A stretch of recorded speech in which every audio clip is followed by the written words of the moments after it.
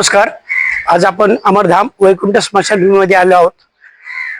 दौंडच्या या स्मशानभूमीला एक स्वर्ग स्वरूप देण्याचं कार्य आज आमच्या सचिन कुलते यांनी दिलं आहे.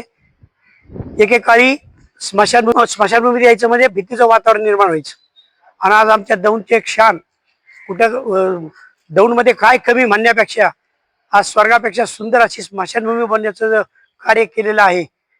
त्याला मोठा आमचं सगळ्यात प्रोत्साहन देणारे सचिन कुलते यांनी एक मनामध्ये कल्पना आली आणि त्यांनी सगळ्यांच्या पुढे ती मांडली की दौंडमध्ये आपण करण्यापेक्षा आपण सुरुवात इथून करू जिथं माणसाचा शेवट होतो. त्या गोष्टी बऱ्याचशा कमी होत्या त्यावेळेस. आतमध्ये यायला भीती वाटायची. संध्याकाळची एखाद्याचे मृत्यू झाला तर आम्हाला मोबाईल शिवाय पर्याय नव्हता. संध्याकाळी इथं कसलीही सुविधा नव्हती, पण आम्ही ते मनामध्ये सर्व गोष्टी आपण शासनावर अवलंबून न राहता आपणच स्वतः काहीतरी याच्यामध्ये पुढाकार घ्यायचा असं त्यांनी सुचवलं. त्याला प्रतिसाद सर्व मित्रांनी दिला. नंतर आम्ही ते आव्हान एका व्हॉट्सअपद्वारे लोकांना देत गेलो. आम्हाला नगरपालिकेने बरंच सहकार्य केलं असं म्हणता येणार नाही. त्यांच्या माध्यमातून जेवढं सहकार्य मिळतं ते आम्ही घेत राहिलो, पण सर्व गोष्टीकडे त्यांना लक्ष देता आलं नाही. काही कर्मचारी साथ देत नसतील, जिथं कमी पडलं तिथं आम्ही त्यांना सुचवत गेलो आणि त्यांनी आम्हाला साथ दिली. आज पाहता पाहता त्यांच्या मनात आलं की आज व्हॉट्सअपवर टाकलं आज बड्डे आहे, बड्डेच्या आम्हाला 4 कुंड्या द्या. असं करता करता एक गार्डनचं स्वरूप निर्माण झालं.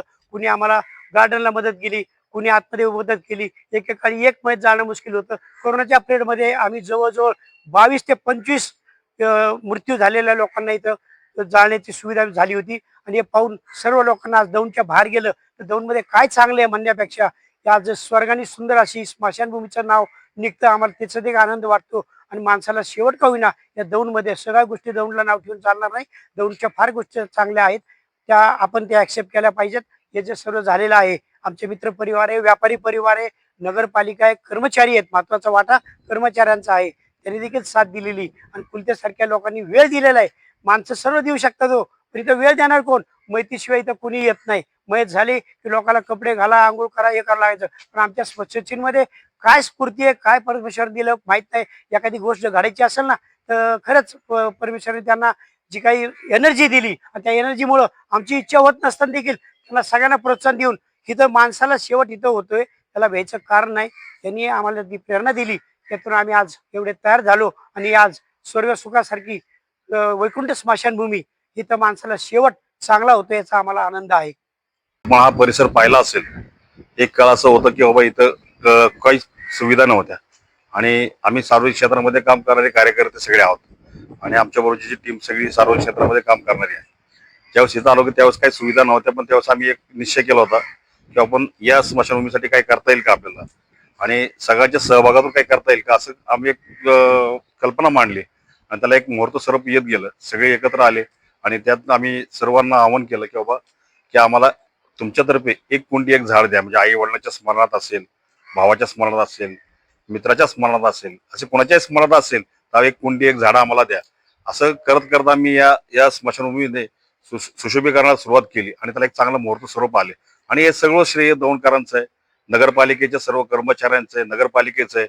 नगरपालिका त्याचबरोबर ह्याच्या आधी देखील स्वर्गीय सरनोत बबन शेठ सरनोत यांनी देखील या कामाला सुरुवात केली होती. त्यांच्याबरोबर त्याचे सहकारी होते, पण नंतर त्यांचं काही कालावधीनंतर तो खंड पडला आणि त्या बऱ्याचशा गोष्टी विस्कळीत झाल्या. मग ते परत त्यांचाच आदर्श आम्ही घेऊन आम्ही परत कामाला सुरुवात केली आणि एक चांगलं स्वरूप या स्मशानभूमीला आलं याचा आनंद निश्चितपणाने. पण दौंडमध्ये काय चांगलं आहे काय वाईट आहे यापेक्षा दौंडमधली माणसं चांगली आहेत, देणारी माणसं आहेत, देणगीदार मोठ्या मनाचे आहेत, व्यापारी वर्ग तसा तेवढा मोठ्या मनाचा आहे. इथं येणारा प्रत्येक जण त्याला प्रत्येकाला असं वाटतं की बाबा इथं काही ना काय आपण दिलं पाहिजे. या स्मशानभूमीला काही ना काय आपलं फुल नाही फुलाची पाकळी आपल्या या आम्ही कुणाला मागत नाही, कारण हा व्यवसाय करण्याचा किंवा याचा विषय नाहीये. कारण यातून एक समाजाला एक आदर्श जावा की एक सर्वांनी जर मनावर घेतलं तर स्मशानभूमीला बी चांगलं स्वरूप येऊ शकतं. तसंच मी या आपल्या निमित्ताने सर्व दौंडकरांची सर्व जनतेला आणि पुढाऱ्यांना मी आवाहन करेल की आपण जर सगळ्यांनी मनावर घेतलं तर निश्चितपणे दौंड शहर देखील एक चांगलं सुंदर होईल. फक्त मनावर घेणारे माणसं पाहिजे आणि त्यातनं काम करणारी माणसं पाहिजे, एवढंच विषय. आणि पुन्हा एकदा या स्मशानभूमीचं जे स्वरूप आहे हे मी सर्वश्री सगळ्या आपल्या दौंडकरांना त्याचबरोबर नगरपालिकेला आम्ही एक निमित्त मात्र आहोत की आम्ही या समितीत काम करतो किंवा आम्ही काम करतो, आम्ही निमित्त आहोत. कोणतरी पुढे आलं पाहिजे, त्या पद्धतीने आम्ही पुढे आलो आणि लोक देत गेले. त्यातनं आम्ही कुठेही अकाउंट नाही आमचं, कुठेही नाही. ज्याला वाटलं तर आम्ही त्यांच्या डायरेक्ट आम्ही सांगतो की तिथं मी पैसे द्या, ते मटेरियल आम्हाला इथं पाठवा.